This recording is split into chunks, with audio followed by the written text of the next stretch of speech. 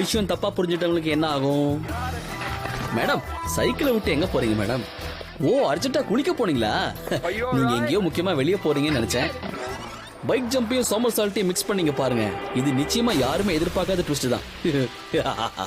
ஆஹா, உங்க பேர் பாடிக்கும் நீங்க ஓட்டுற ஸ்டைலும் பார்க்க பிரமாதமா இருக்கு. சந்தோஷம். இதுக்கு நீங்க சைக்கிளுக்கு வெறும் போஸ்ட் மட்டும் கொடுத்துருக்கலாமே.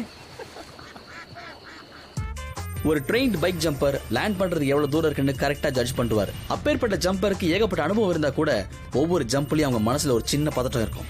சரியா பேலன்ஸ் பண்ணாம விட்டோம்னா லேண்டிங் கன்ஃபார்மா காமெடி தான். காமெடினா சாதாரண காமெடி இல்லைங்க, ஊரே கை கொட்டி சிரிக்கும். இவர் வந்த வேகம் கரெக்டா இருந்தாலும் லேண்டிங் டிஸ்டன்ஸை தப்பா கணக்கு போட்டாரு. அட என்னப்பா, இதை ஒழுங்கா பிராக்டிஸ் பண்ணிருந்தா ஊர் உன்னை பார்த்து இப்படியா சிரிச்சிருக்கும், பெருமைப்பட்டிருக்கும். சோ ஃப்ரெண்ட்ஸ், ஜம்ப் பண்றதுல முக்கியமான கடைசி விஷயம் லேண்டிங். லேண்டிங் ஒழுங்கா இருக்கணும்னா நாம ரொம்ப முக்கியமா கவனிக்க வேண்டியது லேண்டிங் ரேம்ப். இதோட ரெண்டு பக்கமும் ஒரே ஷேப்ல ஒரே மாதிரி இருக்கணும். அப்பதான் ஜம்பிங்கும் லேண்டிங்கும் கரெக்டா இருக்கும். இதுல மட்டும் நீங்க கரெக்டா ஹோம் ஒர்க் பண்ணிட்டீங்கன்னா டவுட்டே இல்லாம ஜம்பிங் எக்ஸாம்ல உங்களுக்கு தான் ஃபுல் மார்க்ஸ் கிடைக்கும். வாங்க, இவர் நம்ம எல்லாருக்கும் எப்படி குதிக்க கூடாதுன்னு கத்து தருவாரு. ஆனா இவர் செய்ய போற வித்தை நமக்கு பாடம்னு இவருக்கே கடைசியில தான் தெரியும். இதோ கிளம்பிட்டாரு சாரு. இவர் வர வேகத்தை மட்டும் பாருங்க. இதோ பிராக்டிஸ் இல்லாமல் குதித்து பல்லை கழட்டி கொள்வது எப்படி அப்படிங்கிற பாடத்தை நம்ம கூட சேர்ந்து இவரு கத்துக்கிட்டாரு.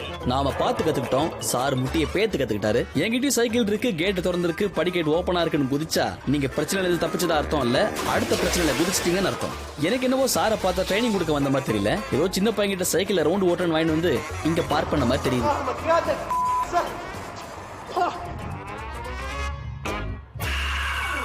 மனசுக்கு பிடிச்ச விஷயம் நடந்தா எல்லாரும் சந்தோஷத்துல துள்ளி குதிப்பாங்கன்னு கேள்விப்பட்டிருக்கோம். ஆனா இவருக்கு என்ன செய்தி வந்து தெரியல, வந்ததுல இருந்து துள்ளிட்டு இருக்காரு. விளைவு தெரியாம குதிச்சா என்ன ஆகும்னு விளம்பர இடைவேளைக்கு அப்புறம் பாப்போம். சாரிப்பா, சட்டை போடாம வித்த காட்டுறவங்களுக்கு விளம்பரம் இல்லையா? அதை பத்தி உனக்கு என்ன பிரச்சனை? ஒருவேளை இருக்கு கல்யாணம் நிச்சயம் ஆயிடுச்சு போல இருக்கு, அதுக்காக தான். ஆமா, கல்யாணத்தை பத்தி முழுசா தெரியாதவங்க ஆரம்பத்தில் இப்படி குதிக்கிறது இயற்கை தானே. ஆனா ஒரு முக்கியமான விஷயம், இதை வாங்கி கொடுத்திருக்கிறது இவருடைய பழைய கேர்ள் ஃபிரெண்ட். இதுல ஏதோ ஒரு உள்குத்து இருக்கு. அண்ணே, உங்க கல்யாணம் நிச்சயமா? நிச்சயத்தோட கேன்சல்.